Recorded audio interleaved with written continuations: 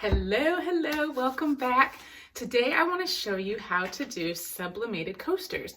I'm using the Cricut Infusible ink coasters, but I'm not going to be using the Infusible ink today. I'm going to be using Sublimation paper that I use with my Epson printer. So I printed out my design and I've used the ASA paper and I used my Epson 2720 to print it out. And I want to try it out using a few different methods. I'm going to try the way Cricut suggests with their method of using the EasyPress, but I also want to try it out using my heat press and see if there's a difference in the way that they sublimate. So let's get crafty. Okay, so I've got my Cricut mat. Cricut suggests getting a piece of cardstock, setting it on your mat, and then you take your design, which I have printed out. This is my Be the Change design, and I printed it using the Silhouette software because I wanted to be able to print all four. So I printed 4 on one size paper, and Cricut does not allow you to print that size. So I designed this in Silhouette. I'm using ASA paper, and you're gonna print on the opposite side that doesn't say the ASA. So the logo should be on the back of what you print. So then I'm gonna set my design down here. I'm gonna wipe off my coaster just to make sure there's no lint on it. Set it right here in the middle of my coaster. I'm checking all the edges just to make sure that it's gonna be even all the way around. All right, then we're gonna put a piece of blowout paper on top. And I've got my EasyPress set to 400 degrees and 240 seconds. So we are going to go ahead and just set it on there. And we don't even press down. I'll press start. We don't use any pressure. You just leave it on there for 240 seconds. And we're gonna come back to it. The EasyPress is finished. So I'm gonna move that. Got on my heat gloves because this coaster is extremely hot. So, see, this is the problem with this EasyPress. You can see my design ghosted, which means that it's got a shadow around the wings. And that is why I always tape, and I prefer the heat press over the EasyPress because the EasyPress moves. Even if you put it down as carefully as you can, I feel like it still moves slightly, and then you have the ghosting effect. And that's what I was having problems with my t-shirts early on when I was making them, is that the EasyPress would move. So that's why I got the bigger heat press, because I really feel like it works better and you don't have the movement and shifting in your paper when you set the heat press down, your EasyPress.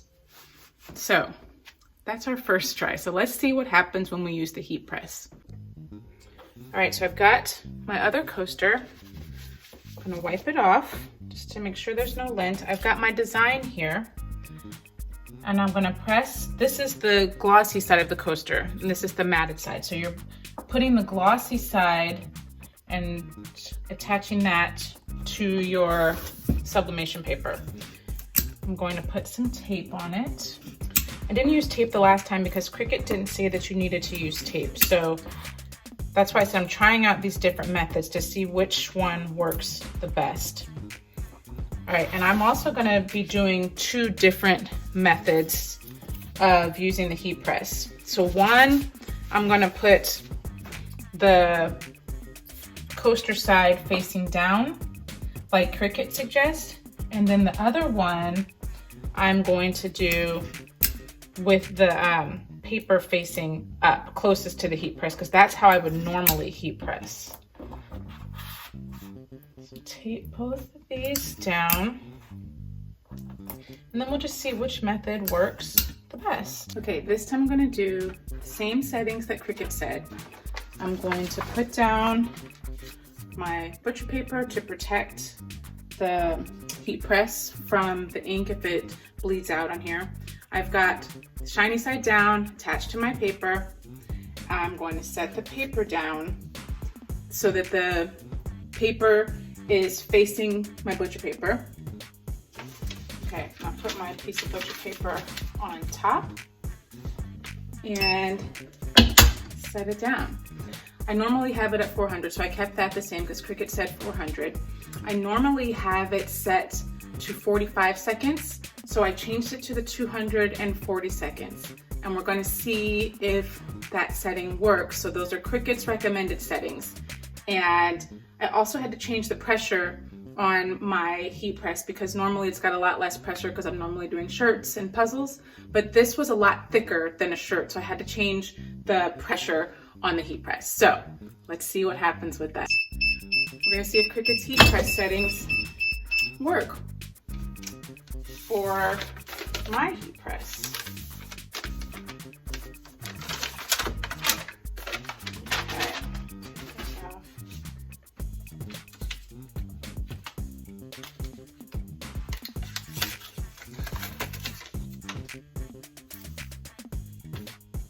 Looks very good. So let's see. There is no there's no ghosting. That looks good.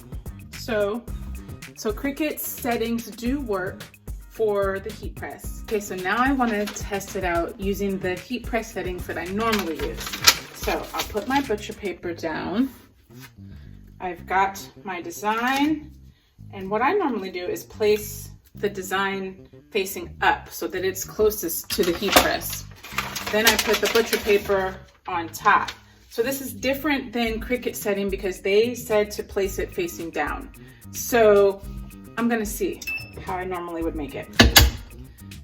And I also put the time back down because normally I would do 45 seconds as opposed to Cricut's 240 seconds. So I don't know if it makes a difference with the coaster facing down. So that's why they've got a longer time so that the heat is able to go all the way through down to the bottom. And I'm using a shorter time, but the heat just needs to go right there to the surface. So we're gonna see if that makes a difference. I'm gonna open it up, see what we get. Okay. So curious what happens here.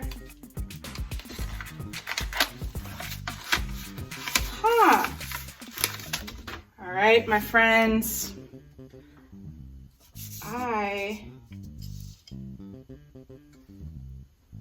there is a slight difference. There's a little coating there, and I don't know if that will rub off or if it really was not on long enough. So let me see if I rub it off, if that makes a difference when it cools off. I don't want to do it right now. So here's my comparison of the three methods. Using the EasyPress with the Cricut settings at 400 degrees and 240 seconds, you can see that there's definitely ghosting, and that was because the paper shifted when I was pressing it. Using the heat press with the Cricut settings, 400 degrees and 240 seconds, is actually beautiful.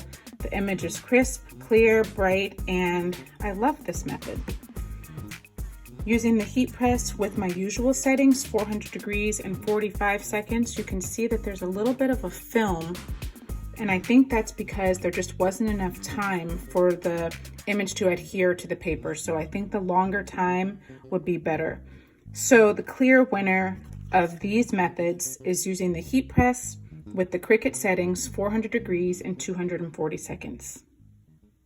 So obviously there's a very clear distinction between the three methods, and I'm really glad I tested it out to see which one will work best. Now I know what I'll use in the future.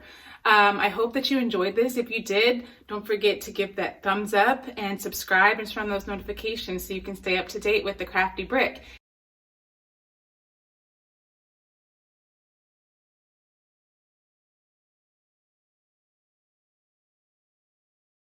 And remember, if you're interested in checking out any of the things that I design and sell on my store, check out thecraftybrick.com and you'll see everything there. So thank you so much for stopping by and watching today. I really appreciate you being here. I'll see you next week. Stay crafty, my friends.